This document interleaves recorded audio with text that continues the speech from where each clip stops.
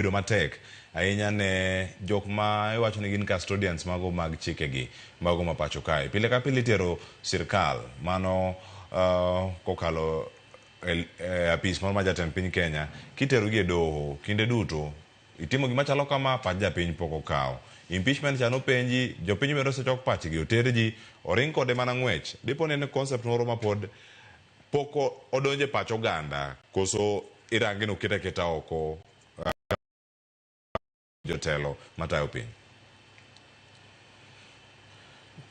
Public participation ni gimomiyo otek and gimomiyo jotendwa gi ok ti kode ahinya en sem problems ma wan go kar impeachment mane waywago ka ni jotendwa mantiere mbele kacha monego bed ni konyowa e weche mag oversight odhi e bed, odhi e kitanda gi executive nikech wan gi three organs mag government, nitiere judiciary, nitiere executive, nitiere legislature.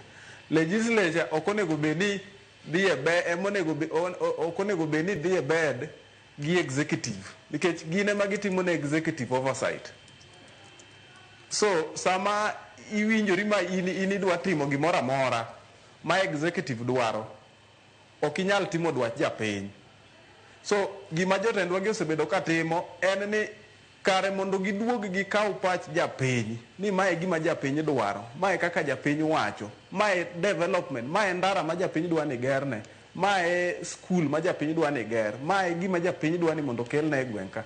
To gin gidhi girito gimowuok executive, ma executive okelo negi cha macha ema gikalo, to mar japiny ni ok timre nade, ok giwinji.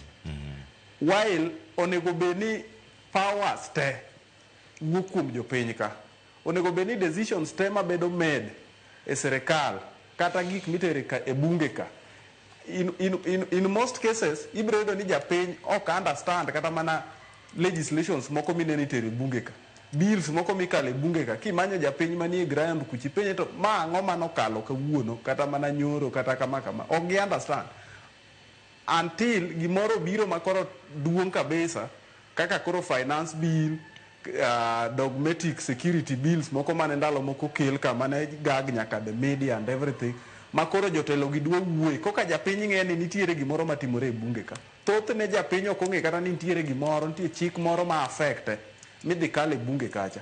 Nang'o? En nikech wabunge kidonge level mar devolution ka bende MCAs dwa mana notim gima governor dwaro gima waziri go dwaro, malo kucho wabunge dwa mana notim gima president dwaro, ok gima japiny dwaro. So mane problem maduong' mantiere public participation. To mogik kaka kore weche mag development iyudo ka japiny dwa ni gerne, for example odwa ni gerne school moro kata mana ECD, to ECD ni be ka jatelo bet piny kamoro ng'iyo, nikech ECD be nigi process kata dispensary or gik migero structures gi to ndara to en oneno ni koro ndara ema onego keti nikech ndara chap en ka tingo osedhi moket picha ni ndara osepur, koro pesa nyalo wuok. Koro jatelo ng'iyo gima pesa dwa biro mapiyo piyo, en ok ong'i gimoro ma sustainable manyalo konyo japiny. Ing'iyo mana ni to en ang'o manyalo konyo jopiny, gin ging'iyo mana gi interest margi. Asto ma be ang'e ni nyalo bedo ma very controversial, and awinjo kata mana ka jatendwa party leader Raila Odinga wacho nyoro ni wan gi problem maduong' ni jotelo moyiergi olokore contractors. Tije moko minene time gwenka jotelo olokore ni gikebe gine ma gitimo tijego. So sama en e contractor timo tich, odhi mana public participation cha ubro mana time, but at the end of it all odhi bedo gi sei ne, odhi dwa no ket projects madhi konyo kambi ne cha mar mondo tim contracts go. Moro moneno ka ok nyal miye pesa maber mani keto tenge. So the bottom line en corruption. To Bill dong iwacho ni jopiny